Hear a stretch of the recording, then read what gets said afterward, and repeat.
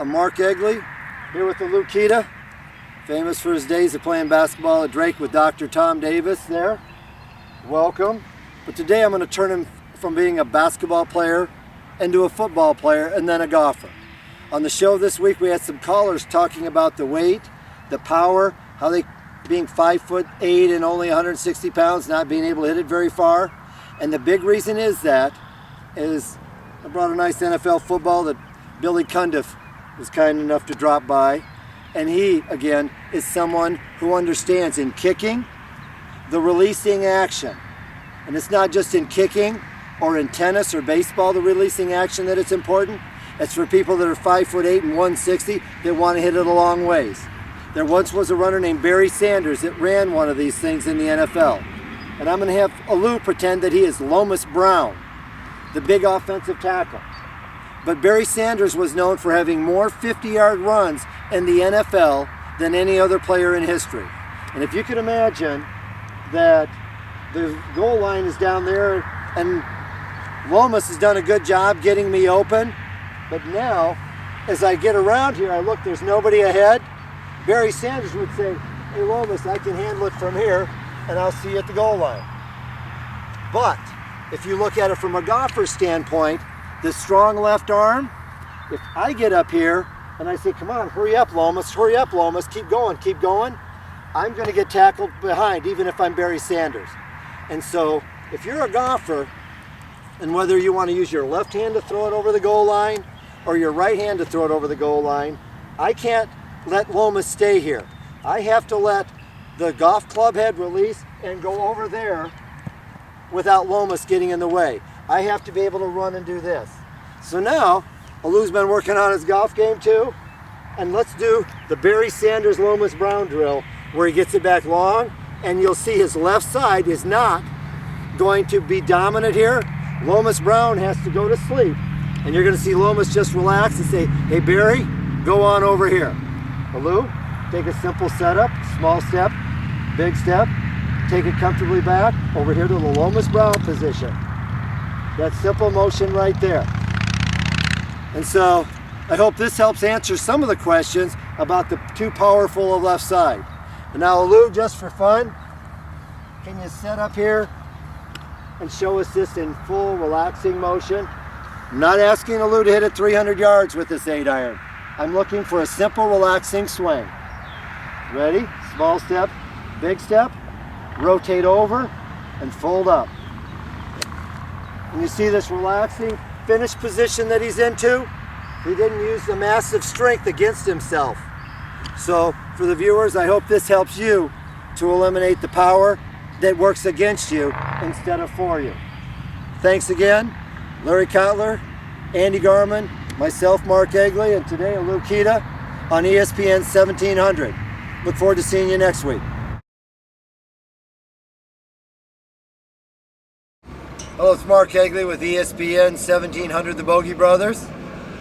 TJ from Altoona called in this last week and said he was hitting great tee shots, but he followed it up typically with a fat, heavy shot, or he would follow it up with a sculled shot after that. And what I will try to impart upon you is the great tee shot. TJ is thinking about accelerating. The ball's sitting up on a tee. He said invariably after the great tee shot, a disaster happens. And so I'll talk about in the bunker about the right shoulder staying back, but the player that keeps the right shoulder back can extend and get maximum force. Now the number one reason, and I love this question, because the number one reason people hit the ball fat and scull it is this lifting of the shoulders. Historically, people have been told, oh, you hit it fat, you dip your shoulders. But I like to use the analogy of a big brother grabbing his little brother's head and sticking it under the water. Did little brother take a dip or did he get dunked? And if you look, this is my left shoulder. If my left shoulder raises, what happens to the right shoulder? And my arm here is acting as if it was the spine. Left shoulder, right shoulder. Left shoulder goes up. You see what the right one is doing every time? It's getting dunked down into the ground. And typically when you hit a fat shot, it is followed by the skull. Because when you get the left shoulder up and extend, you're into the ground. So what do you do on the next one? I better not extend and use my good stuff and get maximum force, the topic I talk about all the time. In an earlier segment, we had a Lukita helping me doing the Barry Sanders, Lomas Brown drill of getting here. The left arm acts in this way. It does not act in this way because that acts as a can opener for the right shoulder. This one thing is a bigger flaw than any other I see in the game of golf for the average golfer because it contributes to fat shots, thin shots, whiffs, and severe slices. And I'm going to typically reiterate what Lou did last night with the left arm, softly rolling and releasing. You see my right shoulder's back. I'll put two hands on the club now and just think, my right shoulder stays back and I can rotate through and see there is no divots here. If I want to go to the ugly side of life, I'll get up here and right here's the ball and typically see the divot back here because the left shoulder pulls and does that motion right there and see the weights on the back and backpedaling.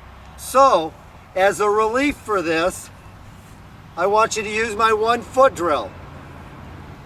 The 1 foot drill is so good for getting proper rotation of the arms. And now I want to be able to set up here, typically small step, big step. But in this drill, I'm going to just stand here on the left foot, right behind, and watch how my right shoulder stays back. I can reach out and extend, have perfect balance. And Doug's question early in our session on the Bogey Brothers last week talked about bad back injuries, being small, not being able to hit it far. If you have balance and you have the acceleration of both arms in the Barry Sanders fashion, you're going to eliminate fat shots, you're going to eliminate skull shots, you're going to eliminate a lot of slices, and you're going to develop a thing that I call maximum force, where you get the club extended and you get it accelerating as you fold through. I really hope this was one of the most beneficial weeks on the radio and with these videos for you. I hope you can enjoy them, and please ask me any questions you have anytime at markegly.com or come on out to the Des Moines driving range. Thank you. It's Mark Egly again with you for ESPN 1700 with the Bogey Brothers. Last week, Brad called and said he needed help getting out of the bunker.